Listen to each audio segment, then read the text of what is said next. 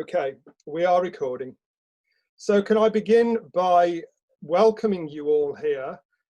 Like it or not, we are actually creating history because there are very few opportunities where we all get together. I know we meet at our National Annual General Meeting. Many of you come to the Peace Walk.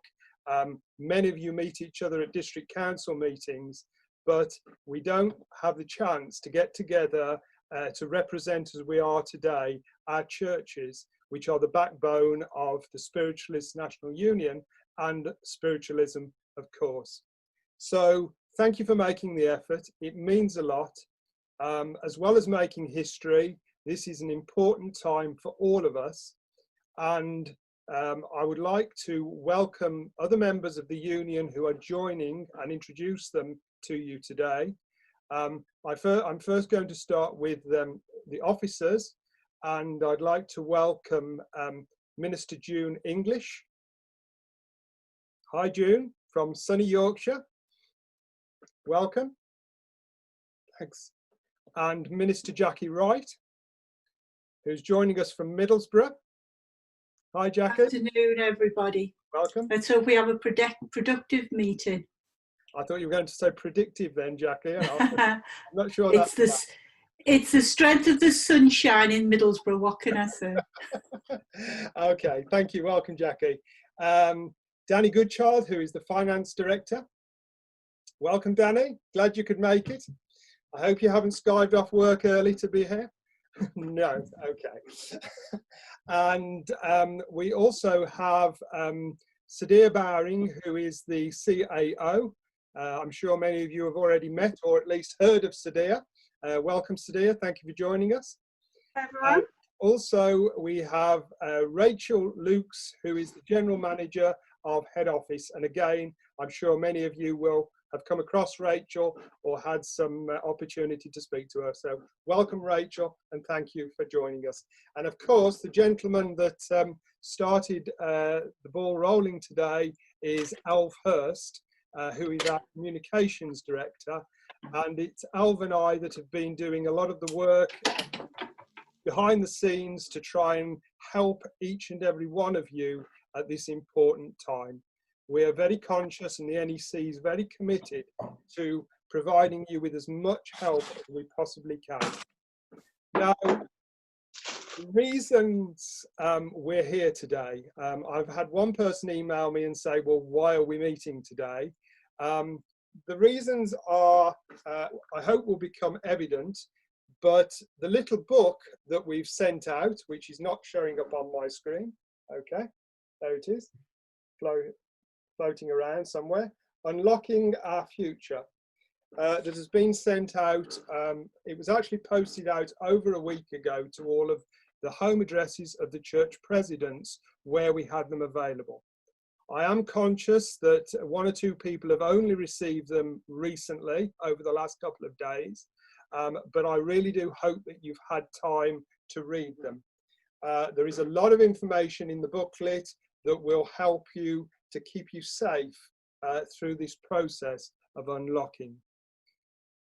One of the main reasons to call this meeting today was the fact that when we actually sat down and wrote that booklet, we hadn't received the go-ahead from the government for places of worship to open, and we also hadn't received the particular advice that the government has provided for most sectors, but we're confident with what we've done, and also with the information we're going to share with you today, that you will be in a good position to move forward.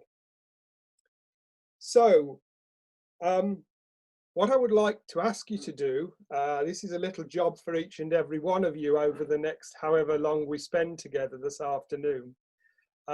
Alf, are you able to clear the chat box for me completely?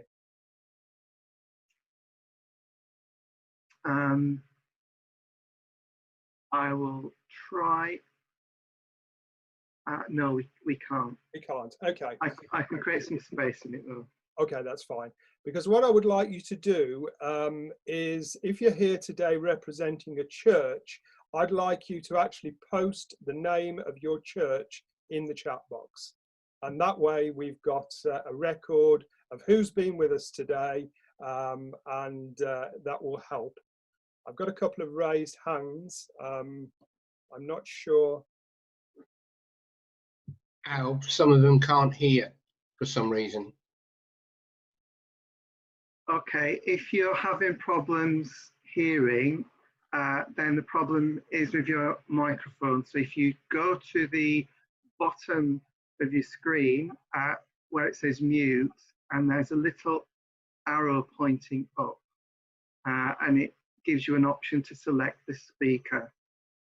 It's difficult for me to say because you will all have different systems, but it should be your usual speakers that you use. Sometimes this is a problem with Zoom, and the best way of remedying it is to leave the meeting and to come straight back in using the link that you arrived in the first place with. It'll take you about 30 seconds to do that, and it generally resets the system. It's a bit of a faff, I know, but this is technology. Okay, I'm still seeing 2 raised hands, so I'm not sure whether that was the issue that they were raising the hands over, but I'm going to press on. Okay.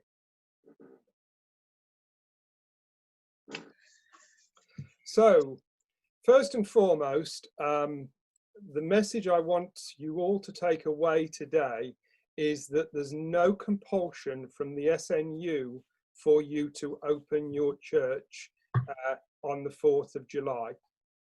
We're not going to. I don't know who's on. Okay, but anyway, the decision has been made within the union that we appreciate every single church is different in some way. The size of the building, the committee, the age of the congregation, the amount of volunteers we've got. There are many different factors which will impact how we reopen our churches.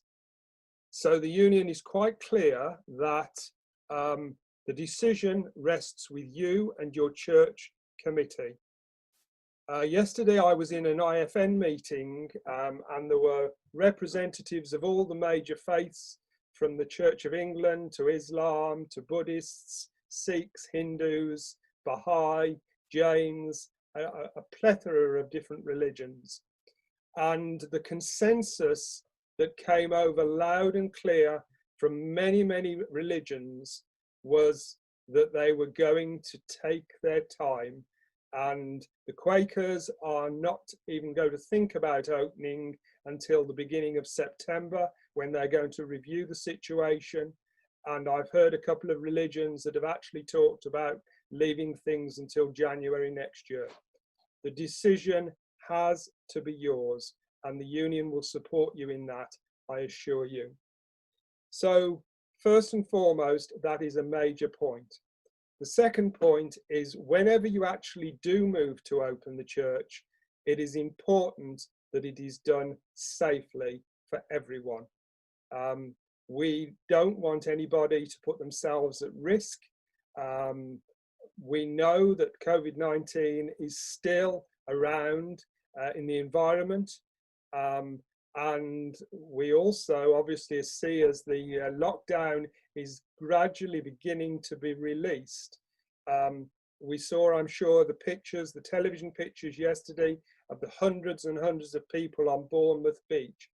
Now, much as Bournemouth Beach, I'm sure, is a beautiful place to be on a hot summer's day, I'm not quite sure that there was any kind of measure of social distancing there, and I certainly wouldn't have wanted to be there.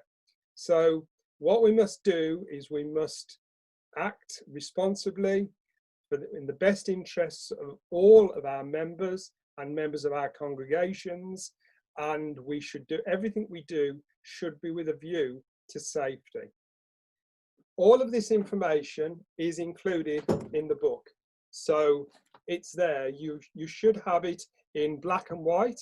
That book is also available to download either as a PDF or a Word document from the SNU website. So if you want to download that document and send an e-copy to all of your committee, or even all of your members if you want to, you're quite welcome to do so. That hopefully will demonstrate that the union is doing all it can to help and to support you. There's one or two things that we need to consider because of the changes that were announced earlier in the week that will affect it. We are actually required now, as and when we open for services or meetings or demonstrations, to collect the information of all of the attendees that actually attend on your meeting or your service.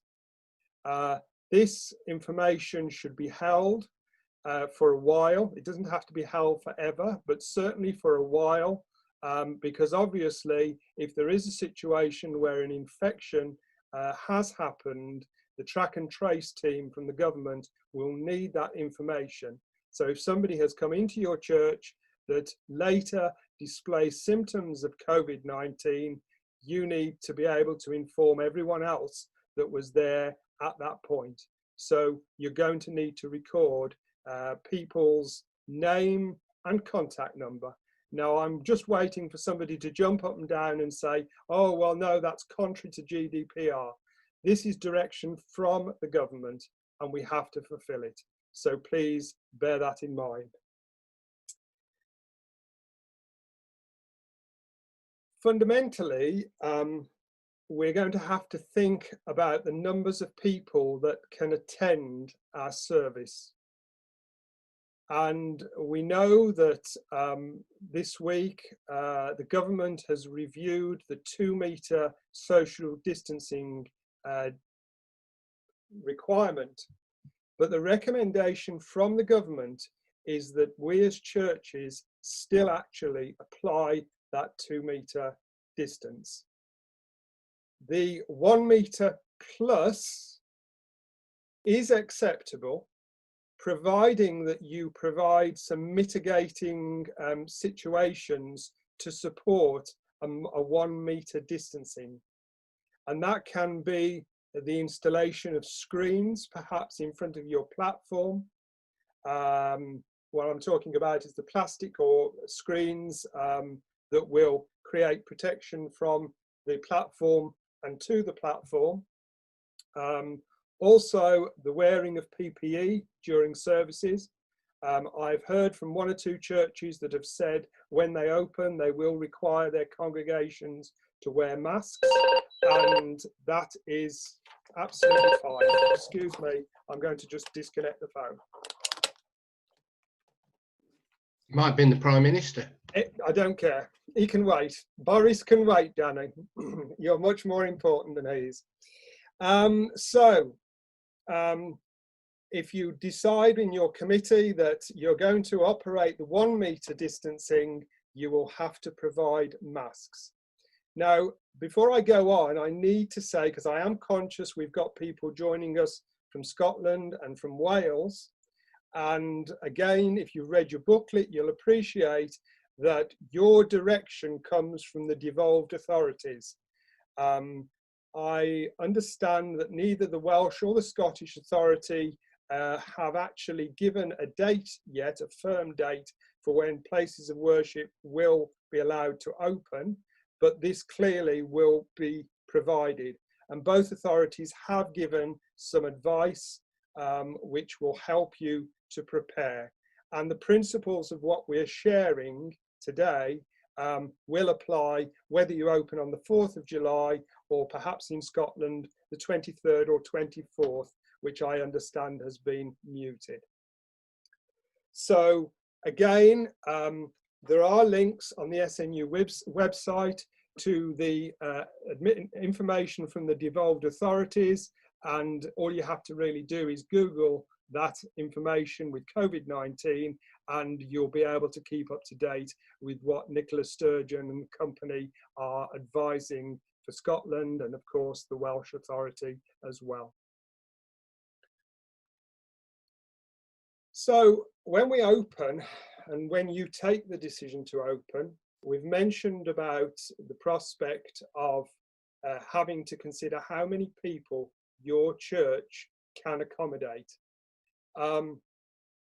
Even some of the biggest churches in the union, the numbers, if we work on a 2-metre distancing, are going to be drastically reduced. So that is something that you have got to plan. You are required to provide signage and directional indicators throughout the church. I'm very pleased to tell you that I've spoken to Rachel this morning about this matter, and our graphics wizard at James at head office is going to actually produce some signage over the next couple of days, and that will be available to every church to be downloaded free. And then I suggest once you've downloaded the signage, if you want to use the SNU signage, you could perhaps laminate that, which would make it easy to clean and maintain, and that will avoid you spending lots of money getting dedicated signage. A lot of companies are out there providing all kinds of things that you absolutely must have to be COVID safe, but of course they all cost money, and that's why the union is doing all we can to be able to try and help you. As soon as those signs are available, we will promote that through our social media, and it will be evident on the website. And as I've said many, many times, head office has worked throughout the whole pandemic. The staff now are returning to work. They've all been working from home with the exception of Rachel, but the office is now staffed with not full staff yet, but more staff than we had with just Rachel on her own. And if you've got any queries, questions, problems, then please ring head office and we'll do what we can to help and to support you. Very quickly, because I don't want to repeat information that you may have already heard or read, there is to be no singing in the churches, no songs, no hymns. You can play music.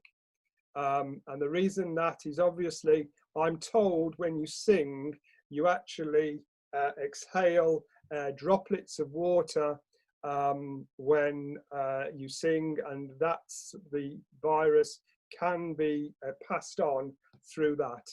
I tend to try and keep my mouth shut when I'm singing, so I think I'm safe on that one, but that's because I'm a lousy singer, but never mind. If the recommendation from the union is you do not provide tea, coffee and refreshments after the service. If you absolutely feel that you must, the recommendation is that you actually provide disposable cups, which obviously can be thrown away afterwards, and any sugar or milk are provided in separate disposable containers. And to be honest with you, I really think certainly for a few weeks it would be better not to provide those refreshments. But again, the decision is yours, and if you feel you absolutely must, then that's fine. So also you will need to provide a sanitization station so that when people walk through your door, they can clean their hands with sanitizer. You have to provide opportunities for the people to wash their hands. And obviously the toilets have to be cleaned and sanitized after each person has used them. So that's something else that you really have to consider. You also have to consider access and exit from your buildings. And I'm sure many of us have stood in queues outside supermarkets over the past few weeks. I did it again this morning. You may well need to have, if you've got a large congregation and you can accommodate a lot of people, you may need to ask people to queue, respecting social distancing, of course, and then let them into the church one at a time, get them seated before you let the next person in. So that way you see you are maintaining the social distancing, which is key to protect your congregation.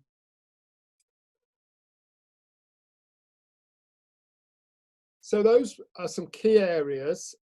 You need to consider a risk assessment. The risk assessment is mentioned in the booklet, and one of our churches in Southampton, one of the officers who is with us today has actually sent me a risk assessment document today, and I've asked his permission to share it because he does have a background in health and safety. And we will post that up on the website should you wish to just go and have a look and just make sure that you've got all of the bases covered. I think one of the worst things that could happen would be for us to open our churches and then 2 or 3 weeks down the line to have to close them all again. Many churches within the union have done absolutely brilliant work with online services, either through Zoom or WebEx or other platforms. And you have to consider that many of your congregation maybe will be shielding and won't physically be able to attend the church. So maybe you need to consider, while you start tentatively a physical service, that you also maintain a digital online service as well, so that incorporates the people that can't actually physically visit the church. Being an ex-treasurer, there's one point, there's going to be treasurers with tears running down their faces when I say this. You are not allowed to walk around the congregation and take a collection, because again, a collection plate could be a means for transferring the virus from person to person. The recommendation is that you actually place a box or a plate at the back of the church or where people exit the church, and people leave their donation as they leave. And if the treasurer stands there with a stern look on his face, you may get a better collection than you normally have. One thing I'm also advocating from the union's point of view is many of our churches that have been closed for 3 months obviously have had little or no income whatsoever. So I'm sure we all have spiritualism in our hearts, and we want to support our churches in any way we can. Perhaps if you can't attend because you're still shielding, how about considering setting up a direct debit to make a regular payment to the church if you can afford it? It need only be a couple of pounds or £5 or whatever you need, or whatever you can afford to give. But that way you can help to support the church. Because even if we open our churches and we get our services back up and running again, I think the days of having packed congregations are sometime in the future. And of course, even where we do demonstrations of mediumship, which are ticketed and charged, we are still going to have to limit the numbers of people that we are able to have into the church. So this, obviously, you're going to have to look at the financial viability of holding these events for the church. I've covered the few salient items that I feel are important. The whole intent of today was to give you the opportunity to ask any questions that you have. And please don't sit there thinking, oh, that's a daft question, I really should know the answer to that. But ask the question. I bet you, if you ask the question, there'll be a few people that's sitting there thinking, you know, yes, oh yes, I wish I'd asked that. So now is your opportunity. If you would like to use the raise your hand button, and I'm going to rely on Alv to direct anyone that's raising their hands. Yeah, we've already got a few questions from the chat box, David. Shall we go through them and then take the ones from the room? Do those first, yeah. Okay. And by all means, pitch in, Alv, as well, if you've got any input. Okay. So one of the questions was, if someone gets the COVID-19 while they're at the church, who is responsible? I've had this question asked on a couple of occasions. the problem with the disease, as I understand it, or the virus, is that the symptoms do not appear for a couple of weeks as a rule. So I can't see any way that anybody would be able to pinpoint a time that they had caught the virus. So as long as you have followed the guidance that the government and the union has been provided for you, that will mitigate any possible claim against you. Our insurance broker and the insurance companies we deal with have seen the guidance booklet, haven't actually approved it as such because that would be inappropriate, but they have seen the level of guidance that we're giving, and they don't have any problems with anything that we've said.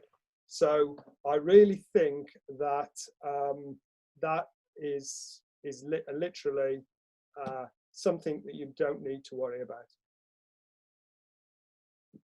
Okay, we have a question about the platform, which I'm sure everyone's been concerned about. And would a screen be needed if there is less than 2 meters between the platform and the front row? I think from a point of view of an ideal situation, a screen would be a good idea. We've seen many retailers, large and small, install screens, the clear perspex or whatever you call it. And I think that would be advisory because, you know, when we talk, obviously, as we speak, especially when we're demonstrating or chairing a service and we are projecting our voice to the back of the room, there is a chance that we will also project the water droplets, which could carry the virus.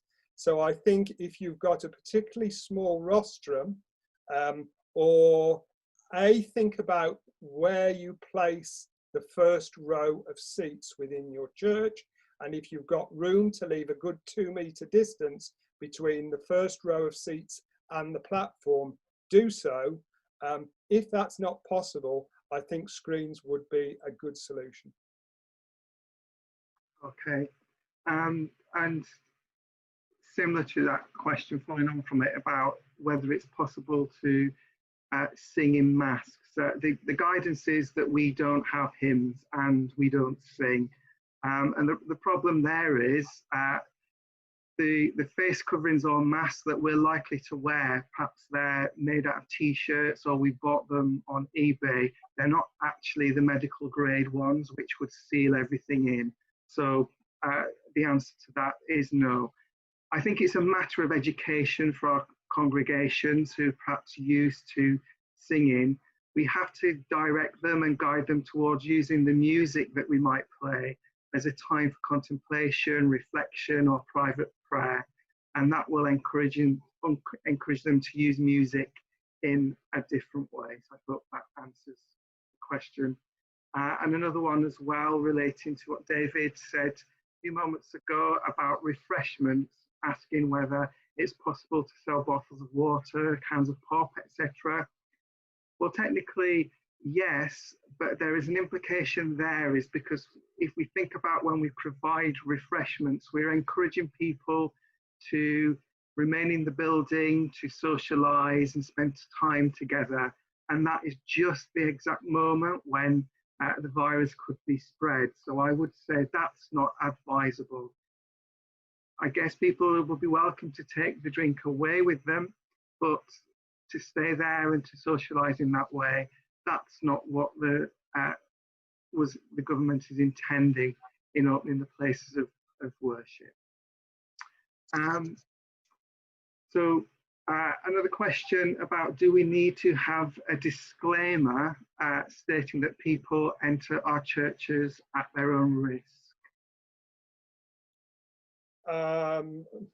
My feeling would be no. I mean, I suppose if it gives you a sense of security, I just don't doubt that there would be any great status in law. Sadir, have you got any views on that, please, as our company secretary? Well, I think a lot of organisations are going down that route, actually, especially in the entertainment world, cinemas and so on. They are, anywhere where there's a collection of people, they are actually putting out those signs with a disclaimer about you enter at your own risk. It's not necessary. I mean, I'll look into it further and communicate whether we're advised to put it out. But as far as I'm aware, it's not necessary. But I do know a lot of bigger organisations are going down that route. Okay, thank you. Certainly from the government's point of view, they're not advising that, but again, the decision is yours. And if it makes you feel happier and safe, obviously you must do that. Okay, let's deal with some more from the chat box. And this is quite easy to answer. It's about, would it be possible to use a collection bag with handles and the steward will be holding it 1 metre away? That's arm length. And is that okay? That wouldn't be okay, because there is that risk of transmission, and the steward may be having to lean across one person, so it could be putting the steward at risk. A lot of places, what they're doing is they're placing a collection bowl on the exit out, or a box for people to drop their collection in on their way out, and then that money is then handled with gloves and put into quarantine, so for example into the safe, and left there for a period of time before it goes on to being banked. So always we're thinking about cutting down that transmission route. And then someone else is asking about a raffle again. David, I guess that's got its own problems. Absolutely not, because again, you're handing tickets to people. There's a chance of transferring the virus through that. I know the idea of holding a spiritualist meeting without a raffle will be a terrible prospect for many of us within the movement. But I think we've just got to expect or accept that this is part of the new normal that we've got to deal with until this virus is beaten and we either find a vaccine or it is eliminated from the society. If that is ever going to happen, I don't know. Okay, I'm going to invite some people from the participants list to come in now. We'll go back to some of the questions in the chat room in a moment. Patricia Tasker, can I ask you to unmute your microphone and ask your question, please? Hello, yeah. It was just something somebody said to me actually yesterday. I realised we'd have to have a deep clean before we opened the church, but if you had one service a week and you just did a clean afterwards, would it be okay then for the following week without having another deep clean? Does that make sense? I know what I mean. I just find it hard to put into words. Absolutely. We actually did, from earlier guidance, put in the requirement to have a deep clean. Now, the problem that we've come across is what constitutes a deep clean. You can go to a range of companies that will all charge you differing amounts of money for different levels of cleaning. And even then, looking at the advice on the government website, I think possibly that's going to be unnecessary. If your building has been closed for a long period of time, obviously there will be no infection there anyway. It's about managing the infection. So what you must do is the government recommend actually cleaning the place down, giving it a good clean from top to bottom. If you decide to bring a professional company in to do that and you can afford to do that, all well and good. But as you say, as soon as you open to the public, then when do you need it doing again? We came across a company that was offering a 30-day guarantee that it wouldn't have to be done for 30 days. And that may well be correct. But the trouble is, most of our churches can't afford the kind of money that some of these companies are asking to do deep cleans. And they possibly couldn't afford it once, let alone every 30 days. So this is why you need to look to restrict the areas that people touch, to remove anything like sale tables, magazines, books, keep the library under lock and key, and all of these ways will mitigate the risk of people touching things and passing the virus on. So I realise, yeah. That's the best thing to do. And obviously it will fall, I presume, to the committee or volunteers to clean the church thoroughly after the service, and using a reputable disinfectant, actually clean any surface that anyone touched while they've been building. The standard advice is that COVID-19 will survive for around about 72 hours on things like plastic and metal surfaces. But because the nature of this virus is so new, we don't, and the scientific community don't know how long it'll survive on every kind of surface. So I was asked by a gentleman at a meeting a couple of weeks ago, he said, well, if we keep the church closed for 72 hours after the service, yeah, that was my point. That means we don't have to bother cleaning it. I think the answer to that is a definite no. We've got to clean, we've got to really hike up our cleaning regimes, just to keep people safe. And also you've got to consider the message you need to send out to your congregation is that it's safe to come and worship at your church.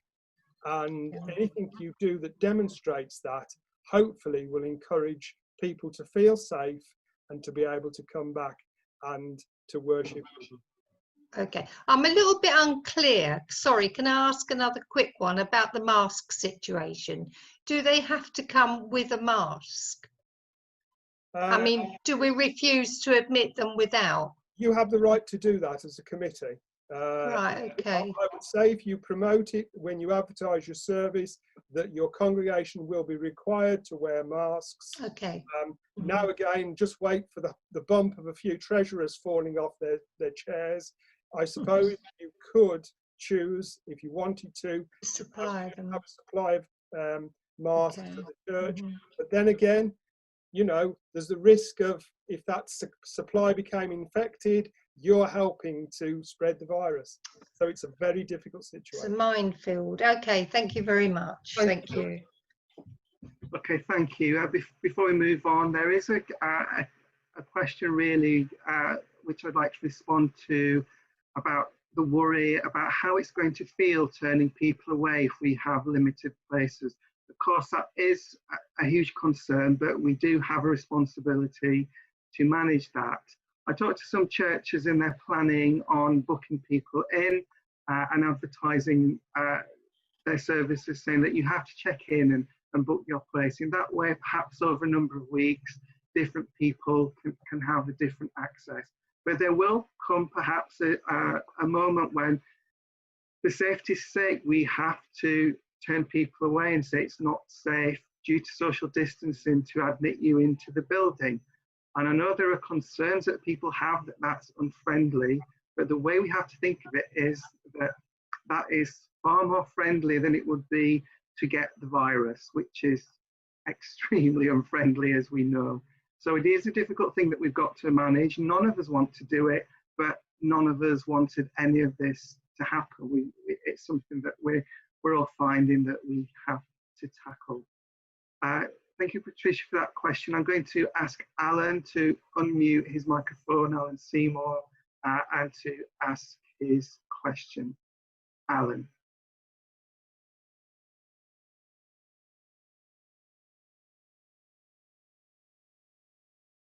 Alan, would you unmute your microphone to ask your question, please? There you go. Yes, David, you attended an ELDC meeting last week where we spoke about this subject. And on the subject of collections, you loosely mentioned that the way forward in the future will be to use contactless machines. I put this to our committee. We had a Zoom meeting by church committee last Wednesday, and I put that to them. There's a lady who works for quite a large chain of bakers, bread sellers, etc., in the south, and she told me obviously we would have to have Wi-Fi or internet connection in the church, but also they pay about £800 a month for the use of that machine. She said it may be because it's a large company, but do you have any information about whether that's actually... I can answer that quite simply, Alan. Basically, with most terminals, ATM terminals, there is a percentage that they will charge you of the transaction. The best deals that are available on the market are between 1.5 and 1.7%. So I suggest the £800 reflects a hell of a lot of transactions. Yeah. Yes, internet access is crucial for some terminals, but I think I'm correct in saying, and we have looked at one or two options on the market which actually work on a GPS mobile signal. So that again is something that you may be better to go for. But the Finance Committee is certainly looking at that because of research done by the Church of England, where they've actually started to use contactless payment for giving. They reckon that their collections have increased by 96%. And I think if we could replicate that, there would be a few happy church treasurers and happy committees, of course. Thank you, David. Thank you. Thank you, Alan. Can I invite Marion to unmute your microphone and ask your question, please, to David? Hello, everyone. Thank you all for that. Can you hear me? Yeah, go for it. That's good. Okay, then, here we go. Right, you've answered a couple of the questions, and I thank you for that. We were talking about the masks and that. Now, does the church have to provide them? But like you said just now, that little stack of masks could become infected. So I think when we perhaps invite everyone back, it would be a good idea to include that in the letter that we would write to our members. And also on the advice of drinks, etc., is it right that we could provide plastic cups which could be disposed of? So yes, I think that would be a good idea on the masks. Actually, if your committee decide to require the wearing of masks, just tell people and advertise the fact that they will be required to wear a mask. Okay. And I know some places they were handing them out a couple of weeks ago on London Underground, because obviously everybody using public transport has to wear a mask. So if you want to get a supply of masks, that's fine. But just think about the implications for passing on the disease. Plastic cups and things for water, yes, plastic is best, and then actually dispose them, and you have to double bag them before putting them into your normal refuse collection. That is the requirement of the guidance from the government. Yeah. Okay, thank you, David. Thank you, Marion. Thank you, Marion. Can I invite Christine to unmute your microphone and ask your question, please? Hi, everyone. In Bradford, we found an advert from Bradford Council to say that if we wanted a council health and safety officer to come and visit the church and risk assess it for us, we were allowed to do so. So we took them up on the offer yesterday. Can you hear me okay? Yes, loud and clear. And as a result of this, I'd already planned the seating out. So when the assessment officer came, he could see the planning of the chairs. At 2 metres, there were 15 chairs. At 1 metre, with 28 chairs that were, or seats available, plus a medium and the chairperson. We have a raised up rostrum, which is at least 2 metres away from the congregation where they would be sat. What the assessment officer actually said to us was that because of we'd given a little bit in excess of a metre where there'd be 28 people in the church, they didn't actually need to wear the mask, but I can understand why it is better to try and get people to wear the masks. There are lots of things for us. My main concern is we have a fire exit door or emergency exit door right at the front of the church. The main entrance is at the back of the church, but the paths are flags, and I'm going to get those evened out so there's no tripping hazards, and then I'm going to have them cemented in so that they can't move again. So we've got a lot of work to do before I know we can safely open. But the assessment officer was being less rigid than perhaps the SNU is. But I think perhaps we'd be better following the advice of the SNU, and then we're all in the same. Well said, well said. You know, you're going to get the advice from the SNU is based upon government information. I know there's been a lot of criticism about some of the advice and information coming out of the government that's been in the media. And, you know, there is never going to be a foolproof way of, if you do all this, you will be safe. There's always an element of risk in every aspect of daily life. I'm heartened to hear that your local council has provided you that support. That's excellent. And maybe if any other churches around the country are feeling a little bit vulnerable and need the help and support, then approach your local council. I'm sure if they've got health and safety officers available, they'll at least advise you on the phone if they can't do a visit. Sounds like a brilliant idea. Yeah, one of our main problems at the moment is actually getting hold of everything that we need for PPE. Yes. So I'm hoping that this contact with the council may be able to advise us where we can buy the larger bottles of hand sanitizer and the aprons or whatever we need for cleaning, because that is our main concern, getting hold of the equipment, just like care homes had the problem. Well, can I just say, yes, everybody's going to be in the same boat, and that's perhaps why we need to stagger the opening and take our time to open. But can I say that if you do get any information from your health and safety friend at the council and you're prepared to share that with the union, either go through ALV or post it with social media, and we can share that with everybody, and they can all benefit from the advice of your friendly, tame health and safety officer. I will do that. Okay. Thank you. Thank you. Okay, thank you for that, Christine. I'm going to invite Sue Presley to unmute her microphone and to ask her question. Thank you, Sue. Hello, Al. Good afternoon, everyone. It's two types of questions, really. One is there are some things where people are paying stuff and they're buying stuff or giving things or paying into the church through PayPal. Now, as it stands, as I understand, that you can't use PayPal. The reason I say this is we're with the HSBC bank, and they've told us under no circumstances, because we're a charity, should a PayPal account be linked to a charity. Obviously, at the moment, we haven't got one, but I just wanted to clarify that with yourselves, if that is the case, because we don't want to do anything untoward. Well, but also, at the same time, you're asking about different things.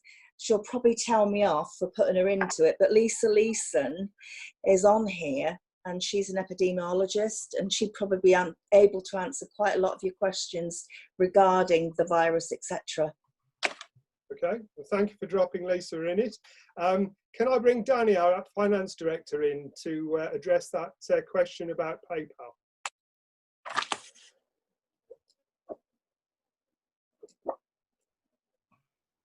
No, I've got no idea. You don't know? Okay. No. Sorry about that. No, that's all right, Danny. I just wanted to give you a moment of glory, but never mind. Okay. Can I just say, Sue, to answer you, there are a lot of churches that already use PayPal, and I have never heard a bank telling any church that they can't use PayPal.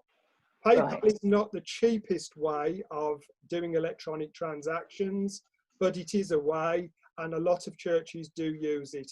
And as long as you accept that you will pay some kind of charge, whichever system you use, and you try and get the best deal going. Now, Danny, while you're sitting there, I noticed in the chat box you mentioned about the research you were doing around contactless giving. Did you say you'd found a company? Hi, no, that was Jan that put it, but yes, you can buy the terminals, and as you said, they're all different prices, and you pay a one-off fee of say £39, £29, whatever, and then you pay, I think Jan will say it's £1, sorry, 1.09 for every pound that you spend. Yes. It's gone a lot cheaper than it was at the beginning. You had to pay monthly for them at the beginning, but you don't have to do that now. So you just need to look to see which is the best one for you. Absolutely. Yeah. So like it. And they can link them to your phone as well, or to a phone. That's if you want them. Yes. Thank you for that, Danny. So the same way as you would doing anything else for your church, you get some quotes, compare what's on the market, find the best system, speak to other churches, see if they're using something. And the union has looked at this on a couple of occasions, and we actually came across Mark Bradley before he passed to spirit, came across a beautiful collection plate that had a contactless payment mechanism in the middle of it. So you could take a physical collection and people could also swipe their cards at the same time if they wanted to pay by credit or debit card. And again, we're looking at that, and as this system rolls out, if we can find some information and give some guidance, that's something that we are definitely intending to do. Alf? Okay, did that answer your question, Sue? Yes and no, because it was head office HSBC that told me that they would not, that PayPal could not be used for a charity. Sometimes it's worth trying a different person to ask. Often their information is not actually. It's a few people I have asked, and also asked at the local branch, and they've all said the same. So that's why I was inquiring about it. Can I say to you, Sue, just to respond, I'll take that back to Finance Committee. The union will pick that up for you. We'll approach HSBC. I bank with HSBC. I will approach them and I will find, we'll get you an answer. Because the thing is, if they're telling that to our churches, I need to understand why that's a problem, because I'm not aware why it would be a problem. That's why I thought I'd bring it up, you see, just to make sure. Yes, absolutely. We'll get that checked out for you, Sue, and Thank you. we'll come back to you. Thank you, Sue. And Sadia has just put up a link in the chat box because PayPal have a dedicated service for not-for-profit organisations. So we need a little bit of sorting out to work out what's going on there. Lisa, can I ask you to unmute your microphone and ask your question, please? Hi, hello everyone. Two questions. First of all, one of the things that we've been looking at as a committee are the forehead scanners that do temperature checks. So Sue pointed out, so my background's public health and epidemiology, and I think anything that we can do to make people feel safer, and if we pick a problem up with people, I think that's a good thing. Round about £40 seems to be an average price at the moment. So it's just to flag that up to people in case that was something other people were interested in.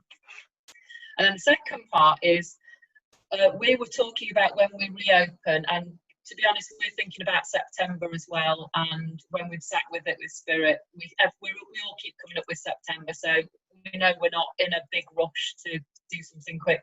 I always have a motto: do it fast, and it's not right. So my question is, obviously we've inherited Stockport Church quite recently, so we're a new committee, and I think we were supposed to have gone into some sort of support, and to be honest, I haven't seen that, so I think we've perhaps fallen between the net because of COVID. So I would really appreciate some support from a support officer, if that's that's possible. But one of the things that we do know is obviously there's an expectation that we'll do a divine service once a week. So if we're opening gradually and we're saying, right, we'll do a service once a week, does that is that still going to stick? Because at the moment, our divine service, when we were open, had 4 or 5 people and 3 of them were committee. So we've got very low numbers on divine service. We can probably seat probably only between 10 and 12 people at 2 metres. And I've actually been asking mediums who we've had scheduled on whilst we've been in lockdown, are they happy? Would they wear a mask? Would they be happy working behind the screen? And I've had mixed replies to that as well. So I think it's not just about what we're happy with as churches, it's about us, because I'm the booking secretary as well as the president, asking mediums who are coming to church what they're happy working with too. A few points rising from that, Lisa. I think your temperature control, I know there's a lot of various organisations that are using them. And I think this would come into the 1 metre plus situation where these various devices are used for mitigating the risk. And it's not a requirement of government, but if you can use it and it helps, it does actually say in the government guidance that if anybody presents themselves and they have symptoms, you should ask them to leave immediately. You know, don't put yourself or your congregation at risk. So then that's dealt with that section of what you wanted to ask. Moving on, as far as the, just remind me what your second point was here. I'm just taking notes and doing all sorts here.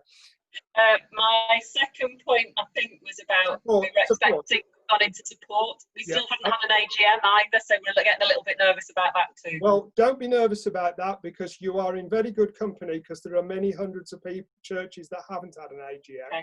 Okay. You will need to hold one at some point, but at the moment, obviously, it's not been possible. Mm-hmm. I will speak to Pat Seymour, who is the person in charge of support, and we'll find out what the situation is. If a support officer has been appointed, they could well have been appointed and just haven't contacted you, presuming that you're closed at the moment. Right. But that support will be there for you. Right. All right? Yeah. The last bit was about the divine service. The divine service, again, this is a question that's been asked by a lot of people. The rules for churches say that if you own your own building, you are required to hold a divine service on a weekly basis. We are operating in unprecedented times, and I'm going to put my neck on the line here. On behalf of the union, I think that the union would be understanding if in the first few weeks maybe you only managed to hold one divine service and you've got other activities going. We don't expect you to open up and restart all of your activities again immediately. One thing we have to remember, we are a church, we are a religion, and the practice of that religion is demonstrated by the divine service that we all share. So please don't think that that's going to be allowed to fall off the agenda and you won't have to hold divine services. You will, but certainly in the early days of opening up, I'm sure that the union would be supportive of you if you weren't able to hold one on a weekly basis. And also the point you made about the speakers, I think is an important point, because I'm sure many speakers' secretaries around the country have got lists of people that they booked maybe 12 or 18 months ago. You need to be sure that those people are still prepared to come and serve you. Some of them may be shielding, they may have vulnerable relatives. So please don't ring them up the day before and say, oh, by the way, you're booked with us tomorrow, trust you're going to be here. I suggest that we apply good practice and contact your speakers and booked mediums well in advance to establish that they are still prepared to take your service for you. Okay, thank you. Thank you, Lisa. I'm going to invite Peter from Castleford Church to come forward now. Mute your microphone, Peter, and ask your question. Go ahead. Hello there. Yes, I've got a couple of questions. The first one is about the contact details and names of persons that's attending the church, because apparently David said this is now a requirement rather than a guideline. Now, assuming that we do this and there is feedback that someone has got the virus, what's the onus on the church? Is the church expected to contact everyone that is on that same meeting? Absolutely not, Peter. The tracking and tracing is done by the government. But if I come to your church for a service, and then a week later I come down with symptoms, then I have to, there's an onus on me to contact, track and trace, and to tell them who I've been in contact with. And one of the things I will be telling them is, last Sunday I attended Castleford Church, and then the track and trace people will contact you, and that's the point, you provide them with the information of who was present on that day. Okay? Yeah, just another point on that. As well as I understood it, that you have to be in contact with a particular person for 15 minutes for this to be, for you to be able to transmit the disease at a 2-meter interval. I've heard that. Yeah. Yes, I accept that. But surely if the government's recommendation is we collect people's information, it's a small thing to ask. And hopefully we'll store it for a few weeks. It'll be disposed of safely, and then we'll never need to use it. But should an infection happen, really to protect the people in your congregation, I think you've got a duty, a moral duty, to actually collect that information and to provide it to the track and trace service. Yeah, that's fine. Could I ask another question, please? Of course, go ahead. And this one's about church toilets. Now, reading the guidelines that came in the booklet, I think I must have misconstrued the wording, because I thought it said that toilets needed to be cleaned after every church use. And I assumed that every church use was one actual day. No, actually, that's not the case, Peter. Right. The toilet needs to be cleaned after each person has used it. And when I was in East London's meeting a couple of weeks ago, a lady provided an aerosol spray, which she said it kills 99.9% of all germs. And all you do is, after using the toilet, you actually just spray the spray round the toilet, and that will kill the disease. So. Right, okay. You need that, but that needs to be done after every person, because obviously if you don't do that, there's an opportunity to spread the virus. Yeah, I understand that. Okay, thank you very much. Thank you, Peter. Thank you. Can I invite Helen to unmute her microphone and to ask a question, please? Thank you, Alv. Good afternoon, everyone. So I just wanted to ask, I know taking names and contact numbers, and you said about we've got to have a restriction of the number of people coming. Could we, because we're thinking of just doing a divine service to begin with, but could we do it a ticket only, so like have a poster out saying you need to book on PayPal for this service, and do it that way, so that we know, like you would do for some events, David, where it's only by ticket, and then you've got their details, haven't you? You know. Can I just say to you, you obviously can't charge for people to come into a divine service. Right. Okay. But I have heard that the Church of England has ticketed their services, or intend to ticket their services, because that way they can control the amount of congregation that they get. Yeah. So yes, you could ticket it. That would be a good suggestion. But you can't charge. So you couldn't even put, say, a penny, so that it would just go through on PayPal, because I would need to, because I'm responsible for the PayPal side for doing the website for the church. If there was a charge of some kind, then it would bring up a ticket. So even Helen, there are alternative systems that you could use for that. So Eventbrite, for example, that's still web-based, and people could check in with their place using the Eventbrite system. If you contact me afterwards, I can talk you through that. Okay. Yeah. Just so that I'd hate for people to turn up and we've got to turn them away. So if we can say we're ticket only, then we only have so many. That was why. Yeah, happy to go through that with you, Helen. Just get in touch with the usual way. Okay, cool. Brilliant. Okay, thank you. Thank you, Helen. Okay, thanks. Brilliant. Okay, I'm now going to invite, I'm sorry I don't know your name, but you're listed as Galaxy S10. So I'm going to ask you to unmute your Galaxy and ask your question. Hiya.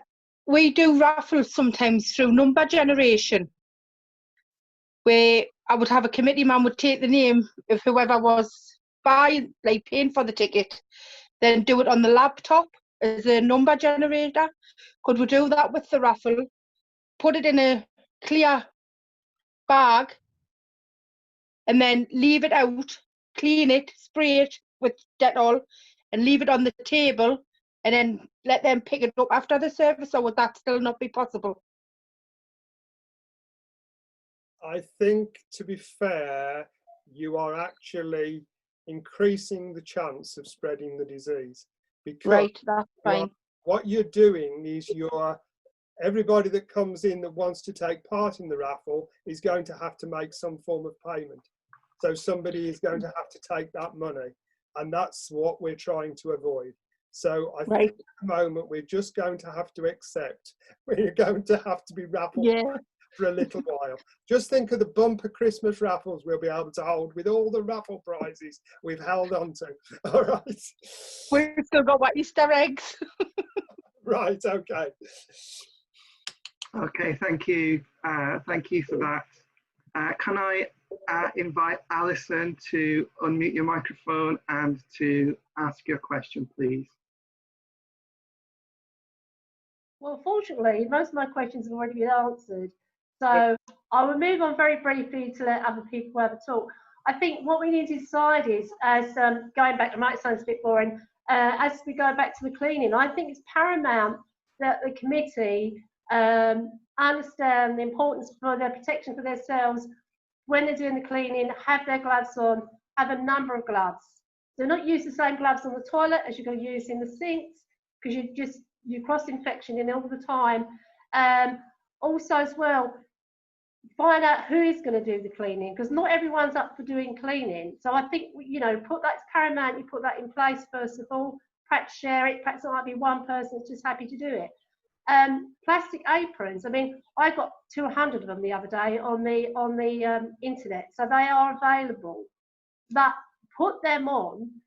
Obviously, to still protect yourself, but you must be aware that when you come home, it's so important that those clothes you've been wearing go straight in the wash. You take a shower or bath or whatever you do, because I think some people that are working in the church and the committee might be a bit afraid that they are touching them services and they're going to make themselves vulnerable. So that's one of the things I wanted to say. Also, the leaflet, fantastic. A lot of hard work being done there, a lot of thinking behind it, positive thinking. And I think the main thing, I know some people might be scared of sending people away from the churches, so don't forget, you can do as many ticketing as you like, but the church is a public, open place. Anyone can turn up. I think the main thing is, like we discussed before, that anyone that enters the church, they feel safe and secure, that the churches have done their utmost, so they feel happy being in the church and feeling secure in the church and being a part of it, knowing that we've done the best for them. So that's just what I'd like to say, but thank you for the discussion. Thank you. Thank you, Alison. Yes, some wonderful points there, and I agree with you 100%. Thank you. Yeah. Okay, thank you for that, Alison. Moving on now to Maureen. Can I ask Maureen to switch your microphone on and ask your question, please? Hello. It's just a question about the mask. We decided as a committee that we won't be opening before September. We'll review the situation at the end of August. But we did decide that we'd want everybody to wear masks. Now, if we're supplying the masks, obviously we're not going to be making as much money in the church when we all go back because we're not going to have the same numbers. So we thought, if we've told everybody they need to wear a mask, is it not their responsibility to have one when they come? And therefore, could we have a small supply of masks that we maybe charge a small amount for, 50p, a pound? I'm not sure what they cost in those big packets. So that then that would encourage them more just to bring their own as well. Well, to answer that, yes, I think that is the best way of doing it, because again, you avoid the situation where your masks would become be allowed to do that. So, so yeah, and it would be a lovely gesture to hand masks out freely. But if money is tight, then I'm sure people won't be too worried about having to make a small donation for the provision of a mask if they've turned up to the service without one. Okay, Danny, did you want to say something? Thank you, David. Yeah, just to agree with that lady, Alison, because when you're cleaning the church, when you're wiping down the chairs, you should wipe down the chair with one throwaway cloth or paper towel after spraying it with the stuff, then put that into a bin, and then you do the next chair.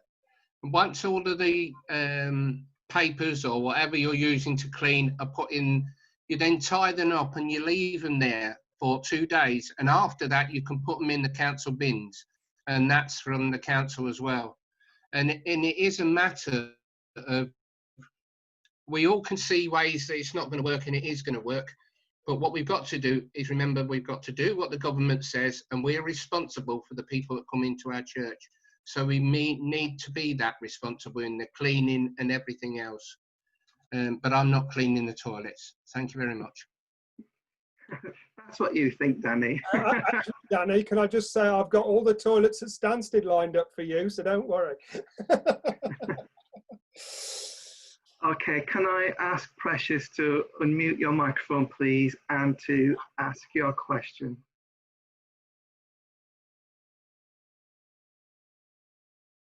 Precious, there you go. Go ahead. Hello.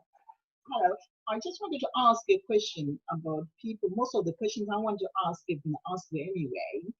It's about, these masks. You're supposed to wear them for a certain amount of time. What do we do when people come wearing their own masks? Do we ask them how long you've been wearing them, or what do we do? I don't know what you think of. My response to that, Precious, and it's nice to see you, is that it has to be the responsibility of the person. Yes, they certainly in the medical field they dispose of the masks quite often as they're moving from place to place within the hospitals. Again, I think that's down to personal responsibility. And the thing is, it's like anything. You wouldn't get into a car with a seat belt that you knew was faulty, would you? So you have to take responsibility to ensure that seat belt is going to secure you in that car. And likewise with a mask. What's the use of wearing a mask if it's not going to do the job it's designed to?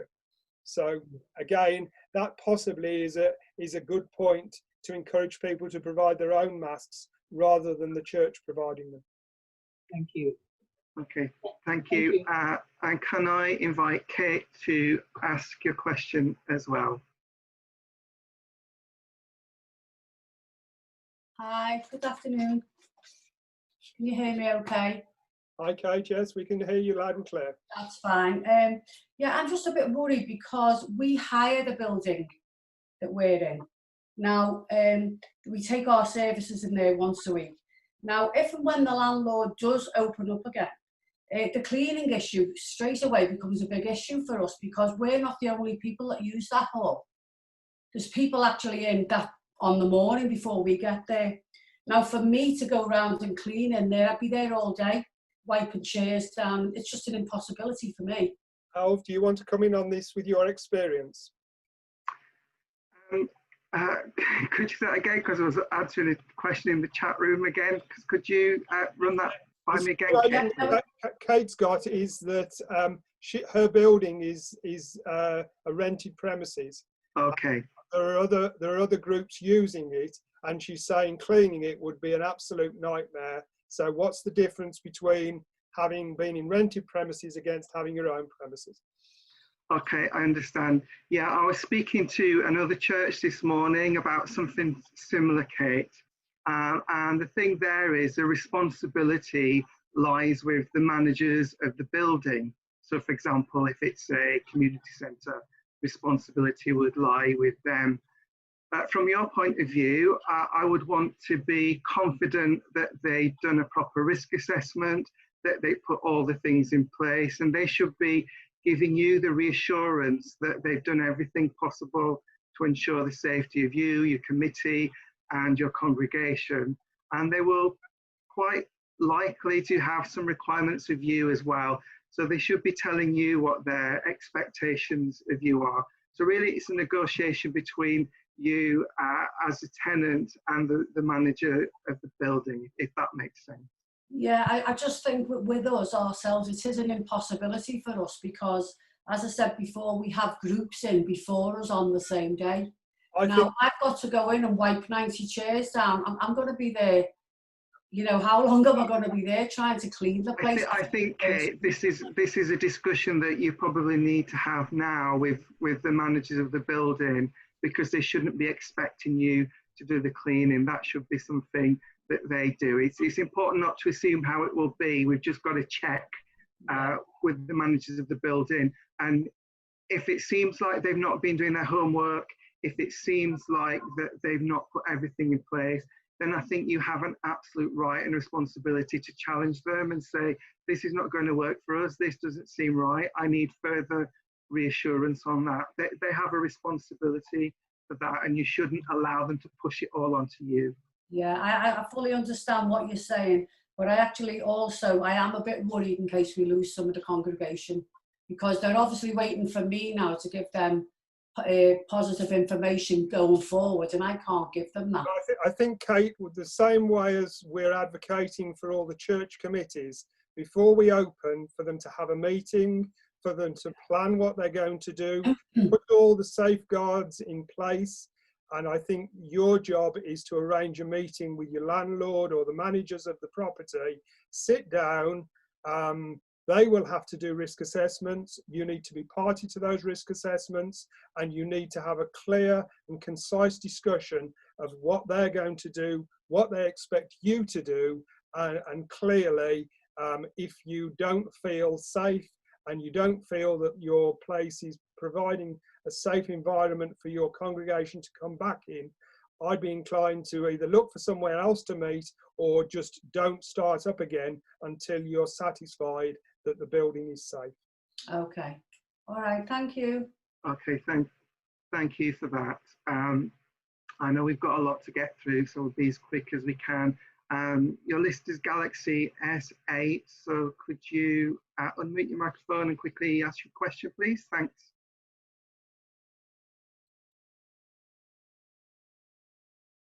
Okay, go ahead. Hello, I'm Cheltenham Spiritualist Church. We are very worried because we do open onto the main street, and we are an extremely busy street.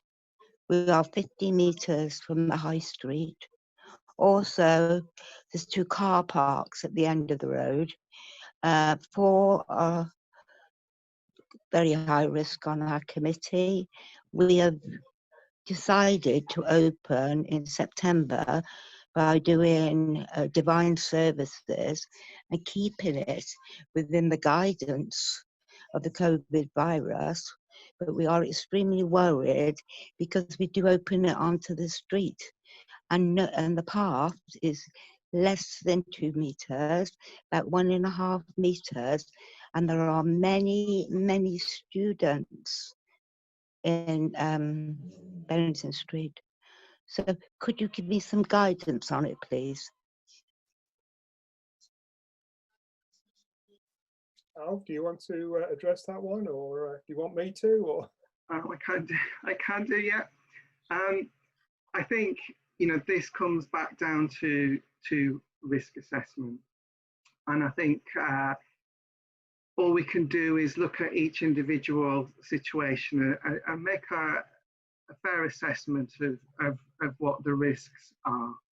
I know it's difficult if you're in an area that is perhaps more built up, more urban, and there are a lot of people around, but it's again, are there any ways in which you can minimize that? So for example, if you're in a busy place and that place outside of the church tends to be busy at certain times, can you stagger your start time of your service or your session so if it's at a less busy time and things like that? But it comes down to going through the risk assessment, thinking about each thing, and then considering whether you can put something in place to manage that. You may not be able to, but we just have to try and do the best we can. And if it's impossible, then sadly it's impossible. We are up against a very difficult time, really. remember the mantra that I started with. What you've got to do is do everything you can to stay safe. And if you don't feel safe, your congregation won't feel safe. And if your congregation don't feel safe, they won't come to church. So the church is going to be, you know, in a worse situation. So, you know, take it easy. I'm pleased to hear that you're not considering opening until September. Things are changing at such a rate at the moment. Advice coming from government, advice from the scientific community, experience in other countries. I mean, Germany was held up a few weeks ago as having managed the lockdown wonderfully, and now they've got 500,000 people that have been put back into lockdown because they've had a spike. So, you know, we really are in uncharted territory here. So we should always, always err on the safe side for everybody. That's important. Okay, can I invite Heather to unmute your microphone, please, and ask your question? Hi. Hi, Heather. Hi. When obviously we got to have a committee meeting, but it was just an idea. Because obviously some people are in shielding and we don't want to be using the church too much either. Can we do, and then giving people the opportunity, in case they don't want to come out their own homes, can we do maybe divine service via Zoom and a service at church, or vice versa, to give everybody an opportunity? Yes, I've already said that, Heather. I think we've got to accept the fact that Zoom is going to be part of our lives for many, many years to come. And there will be many people that can't attend because they're shielding or they're vulnerable. So why not hold two services? Do a physical service for those that can attend and an online service for those that can't. And then what we need to do, and I'm sure this is on Alv's agenda at some point, is to actually manage as things go forward, bringing some of the extra congregation that you're getting in the digital domain physically through your church doors. And I've seen people visiting from Canada, Australia, America. So, you know, we'll welcome them all eventually. Okay, thank you. Thank you, Heather. Marianne, could you unmute your microphone and ask your question, please? Hi, Alv. Back again. I've seen that no one has spoken about healing in the churches at the moment. When we do open, or even perhaps at some time, is it acceptable that people can come into the church and distant healing, obviously 2 or 3 meters away, that healer could sit behind them? Because we have had people ask about that, and I know we can do distant healing, etc., without even going to church. But what is the reckoning on that for now? As things stand at the moment, Marion, when we open, we will not be allowed to do contact healing, period. Okay.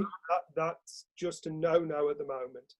Good. Okay. Distant healing, yes, you can still have a healing clinic as long as you apply social distancing for patients and healers, and there's no reason whatsoever that you shouldn't hold a healing clinic, and the healing should not be every bit as good as it would be with contact. Yep.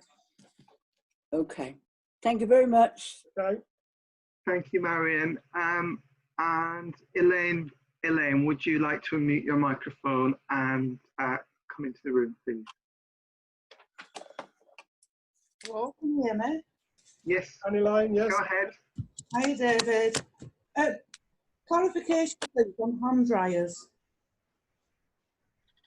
Quite simple, and again, I'll look to Alv on this one. I think the recommendation is we don't use them, that we actually provide disposable paper towels, because actually, I'm sure I've heard it somewhere that hand dryers could act to spread the virus. So yeah, at the moment, they are a no-no. And I know that's extra cost for the church, providing paper towels, but that is the guidance as it stands at the moment. Am I correct there, Al? There are different opinions on that. I've been looking into this. Some people are saying it's a problem, some people are saying it's not. So I'm monitoring that. So to be on the safe side, disposable paper towels are at the moment your best bet for the maximum safety. But I'm continuing to try and find out about that, Elaine. If I do, I will let people know. Thank you. Can I also ask, just for clarification on the screens, our platform is over 6 feet, over 2 meters away. Do we need the screens on platform?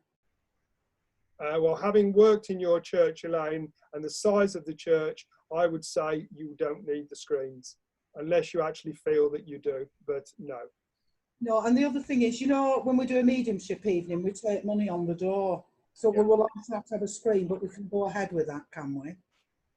You can, but you've got to think about the way you handle the money, and you keep. So obviously, if you've got somebody sitting on the door, they're wearing gloves.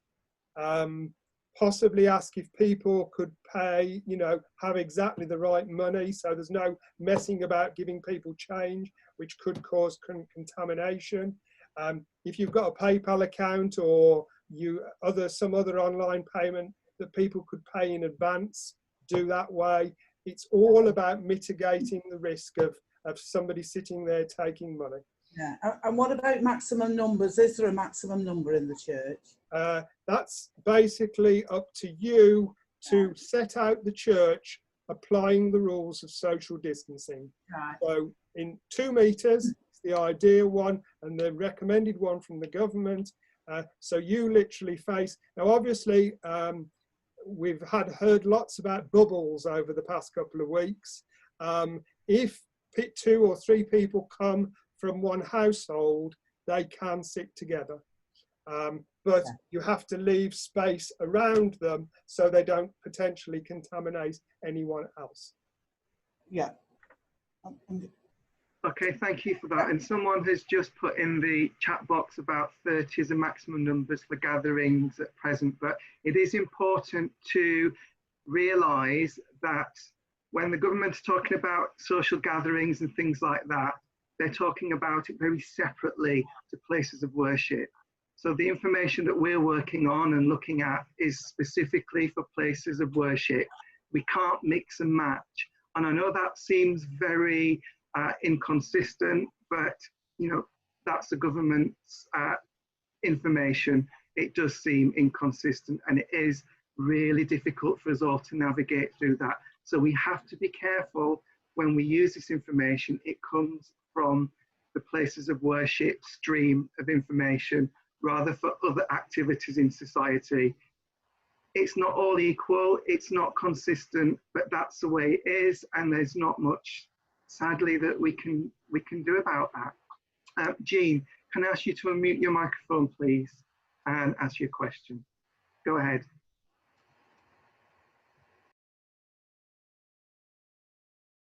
Jean, you need to unmute your microphone. Brilliant. Go ahead. You don't want to hear me really, do you, Al? I do. Can I mute you? Right, I'm going to disagree with David on one point, which isn't like me. The cups, disposable cups, what you're on about, David, somebody's got to handle them, plus the water jug, so that is cross-contamination with hands.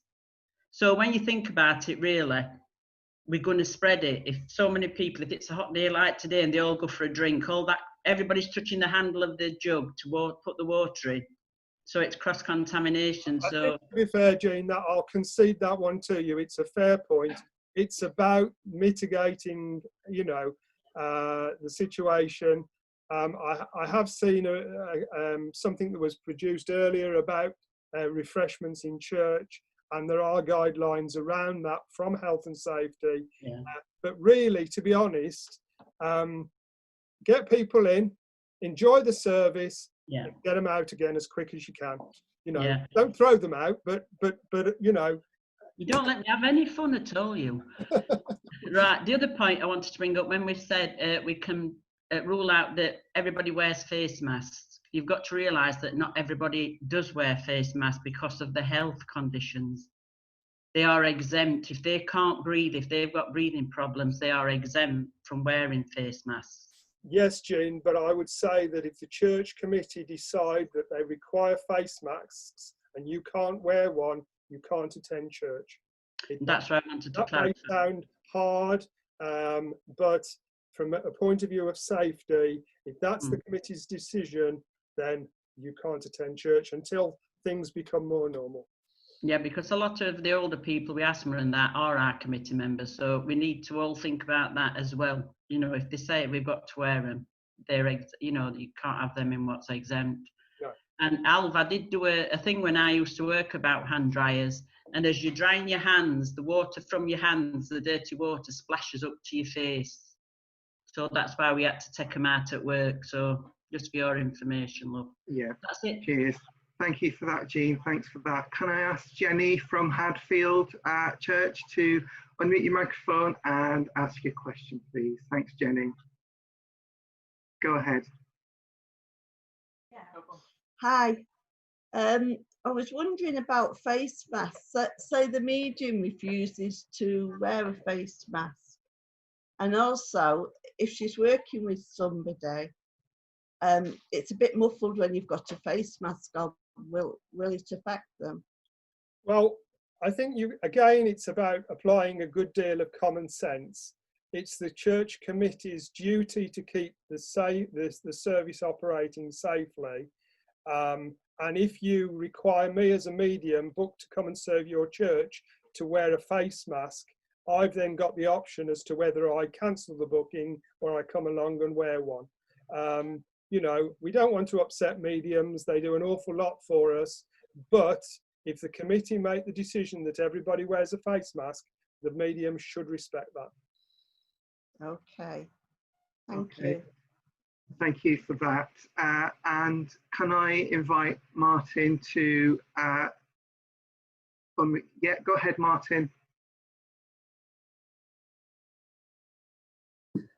I've got 2 points to make. The first one relates to vulnerable people, the vulnerable, not the extremely clinical vulnerable, but the vulnerable category, which is over 70s and those with pre-existing health conditions, things like asthma, heart disease, those who require a flu jab.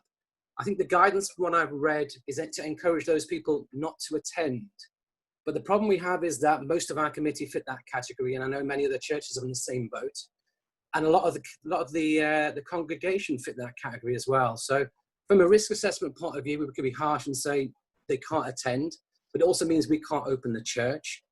Have you guys got any guidance on that? And I guess my second point is the 2 meters versus 1 meter plus.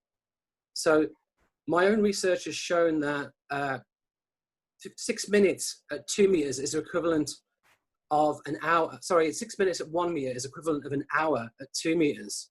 In terms of spending time with people with risk. So 2 meters is much, much better than 1 meter. So from that perspective, it gives us much more degree of protection. And 97% of super spreader incidents took place in enclosed spaces like churches and meeting halls and things like that. So from that perspective, it's probably wise for us all to really consider going below 2 meters and whether that adds any benefit to us other than space, more people in the door. So those were my questions, points to raise. Alf, do you want to pick up on that? I mean, I guess in terms of the 2 meter versus the 1 meter plus matter, it is about really evaluating, as you say, Martin, whether there is any kind of real benefit from that, because if you've got the 2 meters, it's fairly clear, people are used to it. I've seen a lot of people talking online, whether that's about spiritualist churches or other things, they've just picked it up and run with it that 1 meter is now the new 2 meters. But what people are missing out is the idea of the mitigation. And so for us, that's going to mean all the extra requirements of people, the use of face coverings, really being hot on hand sanitizers and things like that. And it's for us all to have to weigh up about whether this is going to work with our particular congregations or not. And in terms of all the issues for committees who are perhaps all in shielding and things like that, it is difficult. I'm in shielding at the moment as well, so I know how difficult it is in terms of making all these decisions. We have to make sure that first and foremost, our committees are kept safe. And then we have to make sure then, if they feel safe and everything's in place, then they have to consider whether they can open and allow the congregations to feel safe as well. It's really difficult. I can't give you an answer other than, you know, my real kind of concern is just to make sure that everybody does look after themselves and just minimize this, you know, their risk of getting this dreadful virus. There are no clear answers. It's so difficult, but I think everyone's doing the best that they can, and we've just got to make those judgments that's going to keep us safe. And I think, Martin, if I can just come in there, you know, this is why the union has made the point the decision rests with your committee. And if one person can't possibly run a church, though I think I've got a distant memory of actually doing the demonstration, chairing the meeting, taking the collection and making the tea, but that happened a long time ago. So realistically, if the majority of your church committee are shielding, sadly, you may come to the conclusion you've got to delay opening the church until you've got enough people to manage the opening process safely for the good of everybody. And that's all we can do. That's the best advice we can give you as things stand. Thanks, David. Thank you, Martin. Okay, thank you very much, Martin.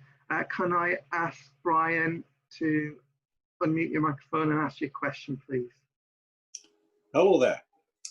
Just can't hear. Go ahead. We can hear you. Thank Brian. you, Alf. Thank you. Just a couple of points.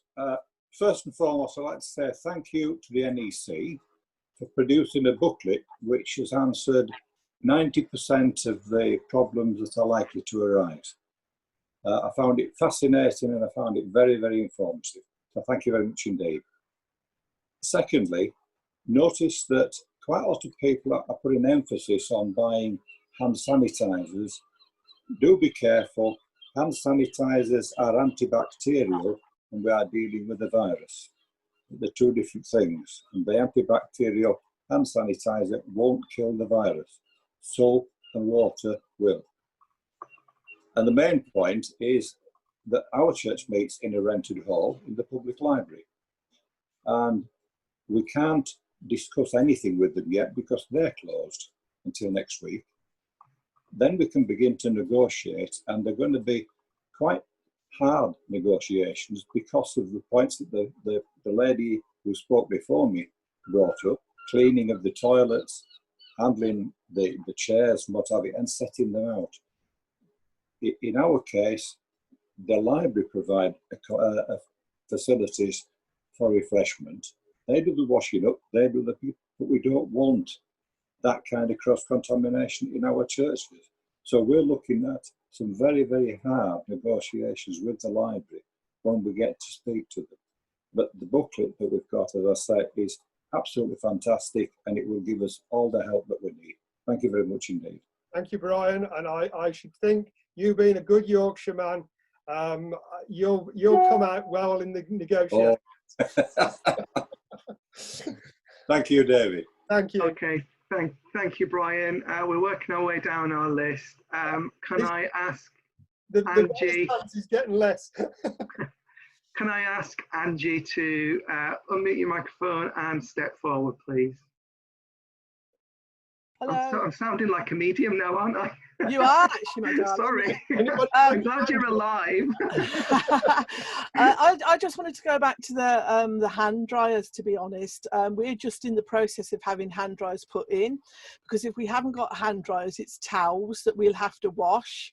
We haven't got a bin collection, so I cannot dispose of paper products. So I've investigated it quite thoroughly, and they're actually saying that it does not spread the virus with the hand dryers. So am I okay to carry on having my hand dryers put in or not? Well, again, you're going to have to make that risk assessment, Angie, because I've just been having a quick look at now while we've been talking about hand dryers. It's something that I've been looking at quite a bit.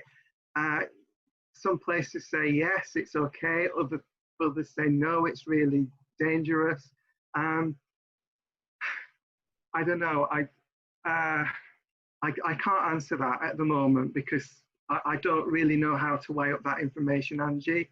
But your hand dryers, once this is out of the way, your hand dryers, will come back into it. I'll try and do some more research, Angie. If you drop me an email, I'll try and find someone who definitively knows about this. Okay, that's brilliant. And can I just go back to the PayPal with the HSBC bank? That is actually the bank we use at my centre, and they've made me fill in a form to say that my two signatories can put the money in with PayPal. They were a little bit awkward about it, so whether it's just their policy, I don't know. But we've actually sent some paperwork back in to say you can use it for PayPal, if that helps the lady that asked. Thank you, Angie, for that. Okay. Yeah, but we will make some inquiries around that and find out exactly what they're looking for. Yeah. Okay. Thank you. Thanks, Angie. Cheers. Brilliant. Thank you, Angie. Alison, can I ask you to unmute your microphone and to speak, please? Go ahead.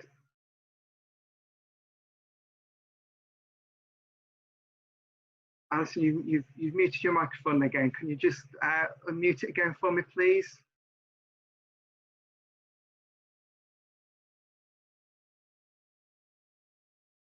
Give it another go. Magic, go ahead. Oh, hi. We're just getting back to the gentleman that was, sorry, I forgot, I think it was Raymond, saying about vulnerable people, worried about coming to church and a part of his committee.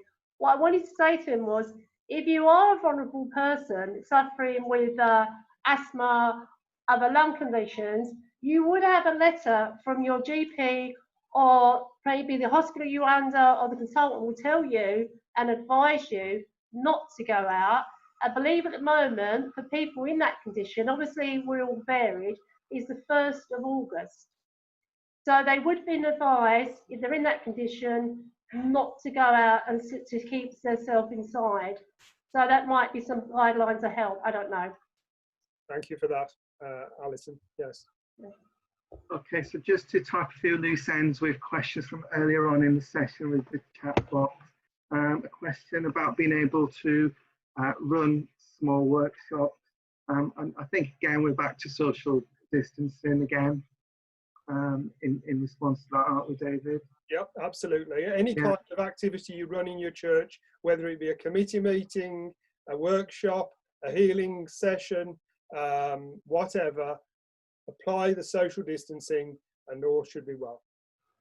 And I just wanted to pick up on a question from Weston-super-Mare Church, and I'm sure it will apply to a lot of other churches as well. I serve Weston-super-Mare, so I do have in my mind what it's like there. And the question was about it's only possible to have one entrance and exit. It's the same thing. So they do recommend if you can separate your entrance and exit out so that you can have a one-way flow through the building, then that is preferable.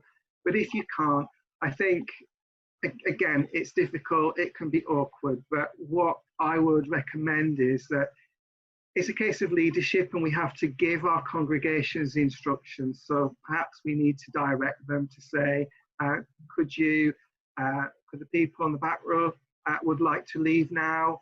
And then the next row, would you like to leave? And it's difficult, it's awkward, it's not what we want to be, and it's not expressing our usually friendly way of doing things. And we love it at our churches when people chat at the end and things. At the moment in time, we can't do that, and it's really sad. So we're just going to have to give our congregations those directions to help them through this. Although we might feel like we're being bossy or unfriendly, we can obviously do it in a friendly way, and I know we all will, but also think about it from the congregation's point of view. How they're going to feel is, they're going to feel this is good because the church is managing the situation, they're taking care of me, and they're putting things in place to make sure that when I go home, I don't go home with the virus.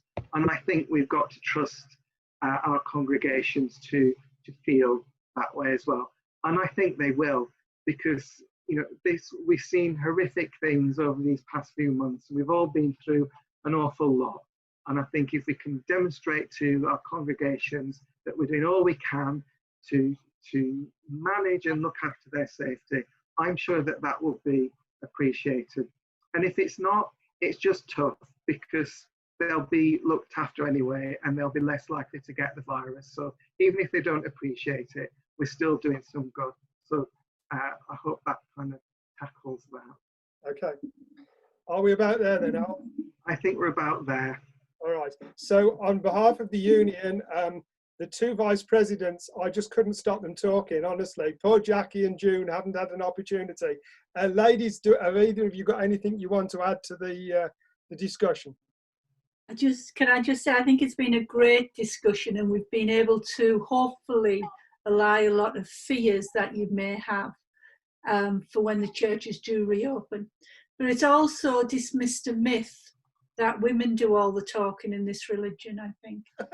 I love it, Jackie. Absolutely love it. June, have you got anything you want to add? I'd just like to say that any church that opens and is doing healing, that it would be better for them to recognise the 2 metre distance. They don't need to sit close back, because I know Marion did just mention they could do distance healing from a few inches away. It must be socially distanced. It will be just as effective whether you're a few inches or yards and yards away. So I must emphasise that, because it really is important. I did have someone from our district ask me about healing. Why can't they do contact healing when hairdressers are going to be allowed to work? But the thing is, contact healing is not essential. We can give healing by distant healing, it will be just as effective. Whereas you can't think your hair's being cut, because if so, mine wouldn't be like this now. So it really is important that the only healing that's done is either absent healing or distant healing from, I would recommend the 2 metre rather than the 1 metre. Thank you, June. And it's worth saying we've sent round a service that MAC have written, a service of thanksgiving for reopening. So I hope some churches will have a look at that. And perhaps if you don't do it straight away, it's something that you can introduce at some point towards perhaps towards Christmas or in the new year. Hold that service, and maybe it's an opportunity to invite people on the front line into your church and pay tribute and give thanks for all of the efforts and support they've made to keep people safe and alive. Also coming out of IFN yesterday, there is a muted discussion around some form of national memorial service for all of the people that have taken their transition to spirit due to COVID-19. I don't have any details yet, but there is certainly plans afoot. And once we've got that information, obviously we will definitely share that with you. And Interfaith Week this year is going to be a virtual event. So please watch the SNU website to see how you and your churches can get involved with Interfaith Week, but virtually rather than physically.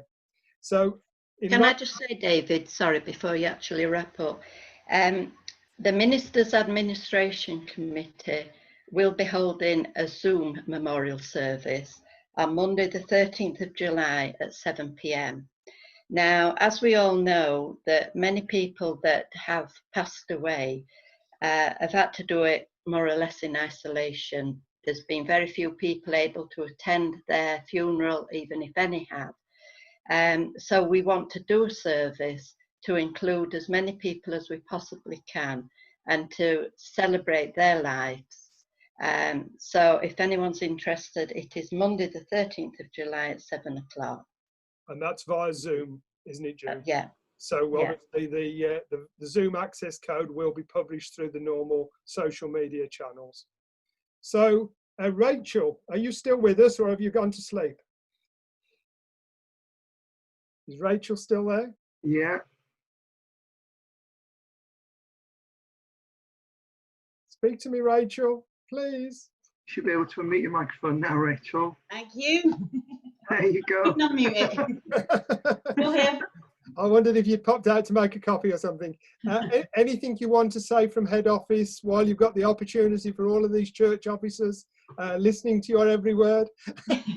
Just to say that if anybody has any queries, we are here to answer the phone, and if we can't answer you straight away, we will look into it for you and find out that information. So we're here to support you as much as we can.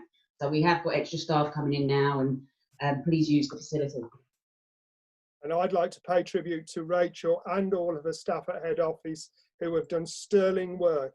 The work of the union has continued throughout the pandemic. And in fact, speaking for the NEC, I think we've been busier than we've ever been, even though we're still having meetings, but they're all digital meetings, not physical meetings. So can I reiterate what Rachel said? The union is here to help and support you. You're part of the Spiritualist family. You're valued, we care about you, and we will do everything we can to support you. Thank you for joining us today. Please keep safe. And when the time comes for you to open your church, whenever that is, please ensure that you do it safely for the good of your congregation, the name and reputation of the movement, and your local community. Thank you very much indeed.